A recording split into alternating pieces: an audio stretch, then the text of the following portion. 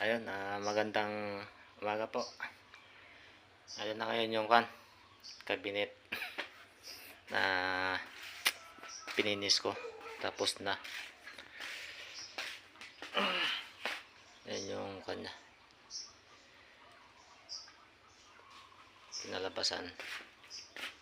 Yung finish niya. Light lang yung kulay niya. Yan. Light brown. Yan. Nalagyan ko na ng mga handle. Dideliver na namin siguro mamayang hapon. Pala. Yan yung kanya. Secret drawer niya. Meron siyang yung susiyan. Yan. Yun. Tapos to yung mga drawer naman. Yan ang ginamitan ko na ng railings ng pang drawer.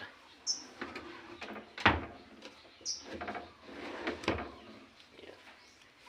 Tapos ito naman. Yan. Yung hanger mga pala. Hindi ko pa nilagay. Tapos din. Sa wakas. Medyo nakaluwag na naman. Ang daming nag-aantay na doon. Gagawin kong pintuan. 10 na pintuan. Nag-aantay na doon. Di bali natapos ko na din to. Iyon.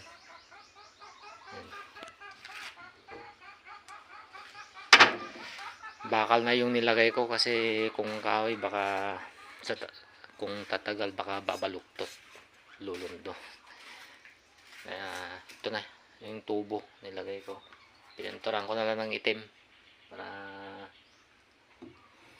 hindi agad-agad na kakalawangin. Hindi naman siguro kakalawangin to kasi yung bago ko pininturahan, mula siyang kalawang. Ito yung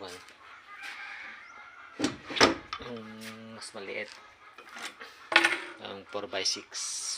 Yan. Yan. Yung drawer. Yan.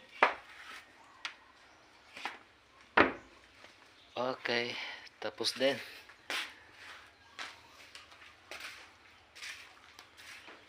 Another gawa na naman. Yan nga lang, walang gawa ngayon si Makmak, wala siyang ipipinis. Kailangan ko munang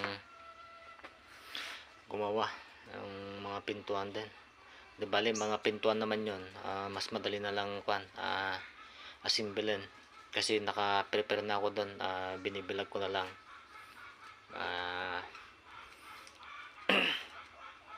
Siguro bukas kasi gagawa pa ako ng nito, yung pagawa pa sila. Pre niya yung medicine cabinet, malit lang naman. Baka hindi ko kayang magawa ng siguro half day. Nagagawin ko yon kasi i-retouch ko muna tong mga to. May mga kasi kagaya nito, hindi siya natamaan ng masyado ng top coat. Tapos dun sa may niya, dito sa may mga loob niya, medyo liha-lihain ko, medyo gumaspang yung mga iba kaya i-retouch ko muna bago ako uuwi.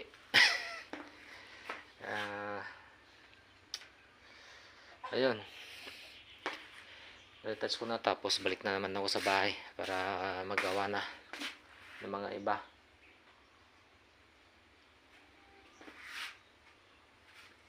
Okay.